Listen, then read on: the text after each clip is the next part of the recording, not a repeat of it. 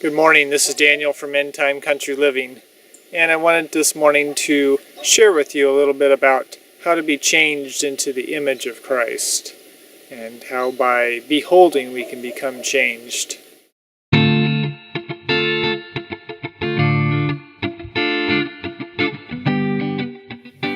This is from a little devotional called Reflecting Christ. I think that what He wants to call us to is to reflect His character.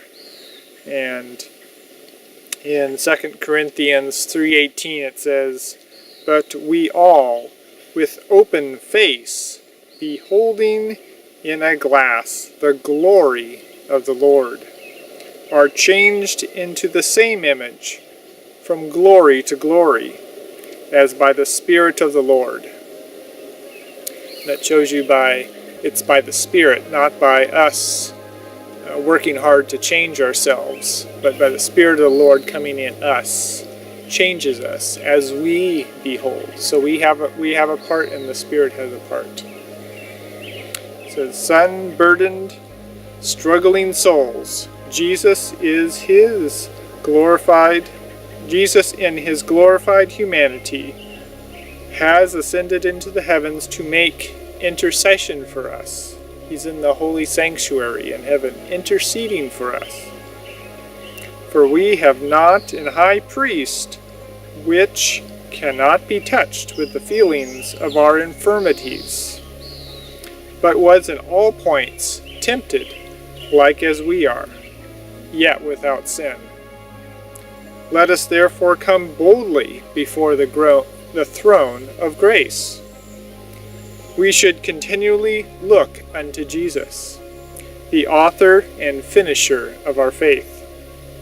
For by beholding Him, we shall be changed into His image. Our character will be made like His.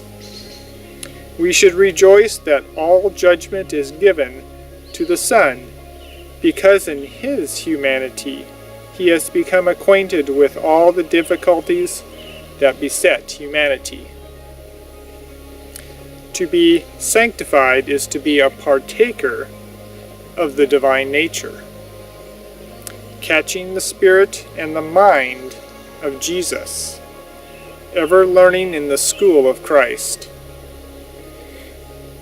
But we all, with open face, beholding in a glass the glory of the Lord, are changed into the same image from glory to glory, even as by the Spirit of the Lord." It is impossible for any of us, by our own power or by our own effort, to work this change in us, like I was mentioning. We can't make the change. We can just behold Christ and to commune and spend time with Him. It is the Holy Spirit, the Comforter.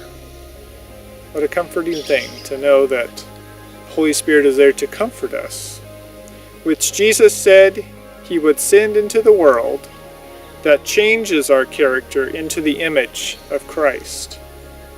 And when this is accomplished, we reflect as in a mirror the glory of the Lord. That is, the character of the one who thus beholds Christ is so like His that one looking at Him sees Christ's own character shining out as from a mirror.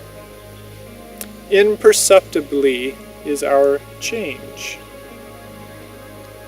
We are changed day by day from our ways and will into the ways and will of Christ, into the loveliness of His character. Thus we grow up into Christ and unconsciously reflect His character. Professed Christians keep altogether too near the lowlands of the earth. Their eyes are trained to see only commonplace things, and their minds dwell upon the things their eyes behold. Their religious experience is often shallow and unsatisfying. and their words are light and valueless. How can such reflect the image of Christ? How can they send forth the bright beams of the sun of righteousness into all the dark places of the earth? To be Christian is to be Christ-like. Enoch was ever under the influence of Jesus. This is a good example.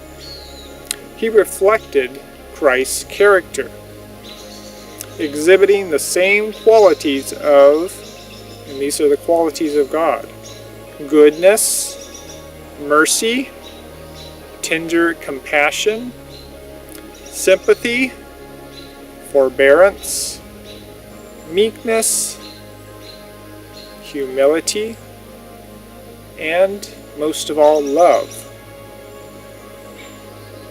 His association with Christ day by day transformed him into that character.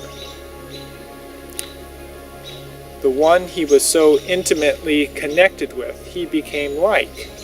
So we need to consider that as we spend time with other people, or just by watching them, like TV or videos. Who we are spending time watching is who we become like. So if we spend time in the Bible, praying to God and communing with Him, meditating on the things that are of heaven, then we will become like that. If we are thinking about and studying things that are on the earth, then we will become like that. And those people we see as mentors or teachers, that's who we will become like if we behold. So ask God to change you day by day to have a desire to think and dwell on heavenly things. There's another comment in the Desire of Ages book that I was reading this morning that I thought was really powerful. It said, "The glory and peace of heaven and the joy of communion with God were but dimly comprehended by men. But they were well known to Lucifer, or Satan, the covering cherub." Satan was in the presence of God, and he knows what it's like to be in communion with God and the joy of it. "Since he had lost heaven, he has determined to find revenge by causing others to share in his fall. This he would do by causing them to undervalue heavenly things and to set the heart upon things of earth." I think that's a good insight to recognize that Satan is actively looking to distract us. And when you keep that in your mind, it allows you to fight against it, to realize, oh, I'm looking at these pictures on Facebook and how much time has gone by, and oh, I should be spending time with God. Just a wake up. It's like, wait a minute here. Satan did that.